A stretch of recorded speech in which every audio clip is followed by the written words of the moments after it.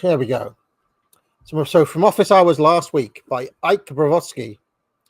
Wasn't Jeff Goldberg the one who started the Vibe Shift social media slop? Let's also not forget Iraq. Jeff always seems to be directing traffic these days. He's Vince McMahon. Well, one of the things I found out between this week and last week was that Goldberg, the Atlantic editor, who the leak was signaled to, was actually the person who could be held responsible for starting woke. And in 2014, the Atlantic magazine, under his leadership, published this article basically saying only blacks should have welfare or something, and really going in on the white guilt narrative and and starting the whole woke era. So maybe this is Jeff Goldberg's world and we're just living in it. Studio Rayner says this is on the American economic boom is a mirage. Ha ha! That was last week. What a long time a week is, eh? First, Henry Kissinger. So this is Studio Rayner said. First, Henry Kissinger said the arrangement between the U.S. Would end in a revolution or a war. The one, I think he means between China and the U.S. would end in a revolution or a war. The yuan, which is the Chinese currency, and the CNY are both pegged to the dollar, meaning that China reinforces the dollar itself. Second, the Fed's strategy is to use income equality to push China into the same situation it did with Japan. This is why the entire world has low birth rates. It's entirely engineered because income equality equates directly to the total fertility rate. Well, that's interesting. That's an interesting stat. I mean, why would income inequality lead to low birth rates, though? For me, whenever I've looked at birth rates, I think it's just modernity leads to low birth rates.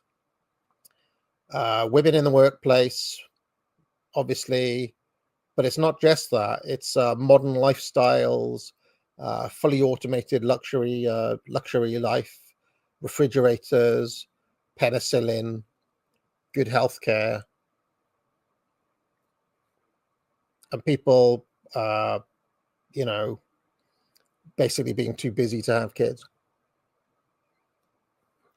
Because the trend around the world is the richer a country gets, the lower its birth rates get. So prosperity leads to the birth rate, whereas the poorer a country is, the higher its birth rate gets. Because they're still basically in Malthusian conditions or something approaching them. Only in the modern world, because Malthus was defeated, when you have 10 kids in Africa, they don't all die. Or half of them don't die. They're kept alive through modern medicine and refrigeration and all the rest of it. Whereas historically, they'd starve or die or whatever, which has led to a population explosion in the third world.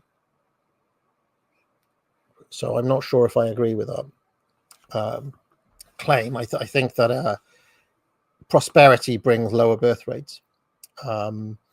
And I also don't believe it's to do with religiosity or social conservatism or degeneracy or anything like that.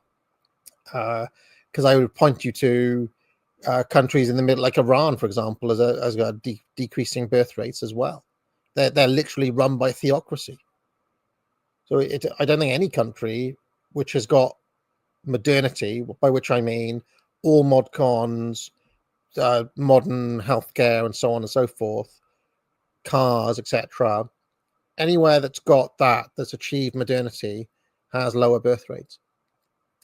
Anywhere where they're basically still living like feudal peasantry or whatever has high birth rates.